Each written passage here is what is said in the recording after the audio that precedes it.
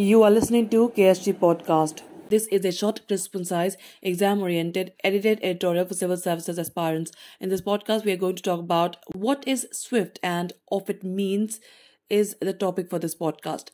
The source for the content is Anil Sasi's article for the Indian Express.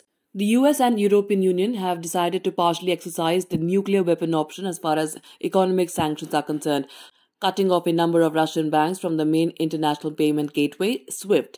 The assets of Russia's central bank are also expected to be frozen, constraining Moscow's ability to access its overseas reserves. The intention of the moves is to further isolate Russia from the international financial system, a joint statement stated.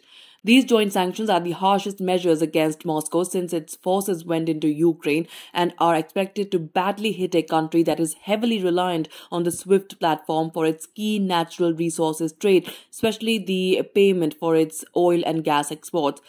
Cutting off a country from SWIFT in the financial world is equivalent to restricting internet access of a nation. Prior to this, only one country had been cut off from SWIFT, Iran. It resulted in it losing a third of its foreign trade. The move against Russia is only partly implemented for now, with only some Russian banks being covered. The option of expanding it further to a pan-country ban is something that the US and its allies are holding back as a further escalatory move. What is SWIFT? The SWIFT system stands for the Society for Worldwide Interbank Financial Telecommunication and is a secure platform for financial institutions to exchange information about global monetary transactions such as money transfers. While SWIFT does not actually move money, it operates as a middleman to verify information of transactions by providing secure financial messaging services to more than 11,000 banks in over 200 countries.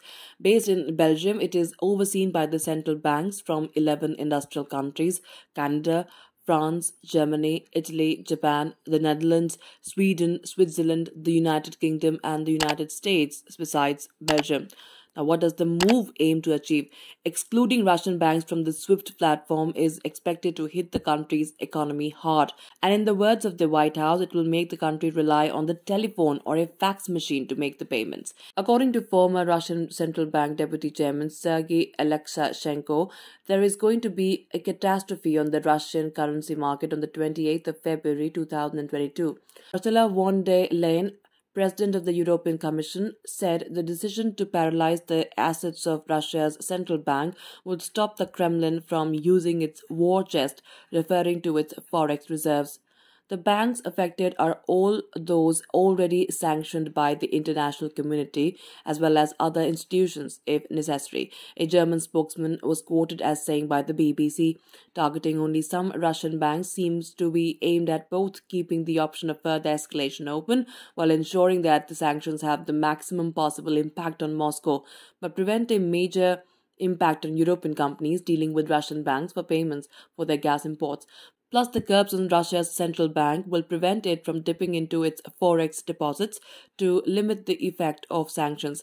Moscow has been building up a cushion of foreign currency in the wake of the previous round of sanctions in 2014, with reserves touching a record high of $630 billion in January 2022. The new measures will significantly decrease the reserves available to the country's central bank, according to experts. While workarounds to SWIFT have been tried, none have been proven to be effective. During the last 7 years, Russia too has worked on alternatives, including the SPFS, that is System for Transfer of Financial Messages, an equivalent of the SWIFT financial transfer system developed by the Central Bank of Russia. The Russians are reported to be collaborating with the Chinese on a possible venture which will be a potential challenger to SWIFT. So that's it for this podcast. Thank you so much for listening. To join KSG India courses and to crack the ICE exam, visit ksgindia.com. You can also get a PDF of this podcast on ksgindia.com.